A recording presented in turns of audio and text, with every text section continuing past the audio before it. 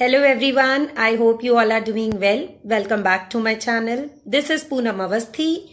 Today in GK class we are going to study chapter 18 Women in Modern India. So watch the video carefully and in case of any further doubt feel free to write in the comment section or you can discuss all of your doubts in the upcoming online class. So let's begin today's chapter 18 Women in Modern India. Welcome all of you in GK class. Today we will discuss about chapter 18 Women in Modern India. Please refer page number 45 and 46 for this chapter.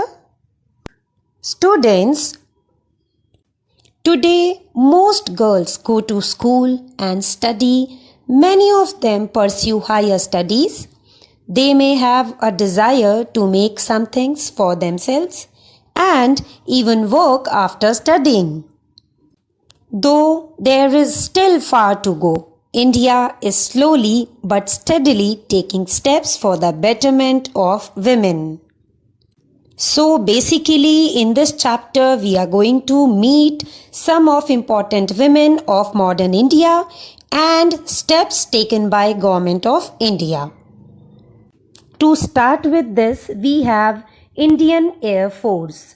In 2016, Indian Air Force commissioned women fighter pilots.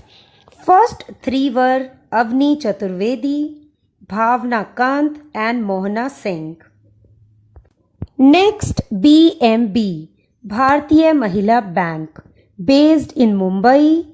It is a Government of India initiative in 2017.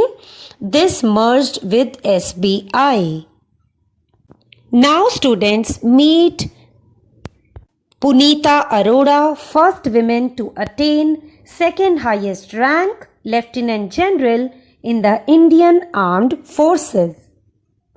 Now meet an intelligent and brave Ira Singhal. In 2014, she became the first physically challenged women to top the Civil Services Exam IAS in the general category. Now students, in 2014, Gujarat became the first state to reserve 33% jobs in the police force for women.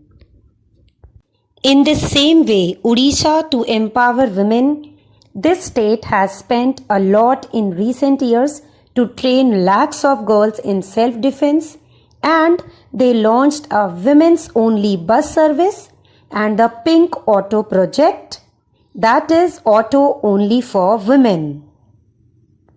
Now students, see some of important leaders in modern India. Sushma Swaraj became the Minister of External Affairs of India in 2014.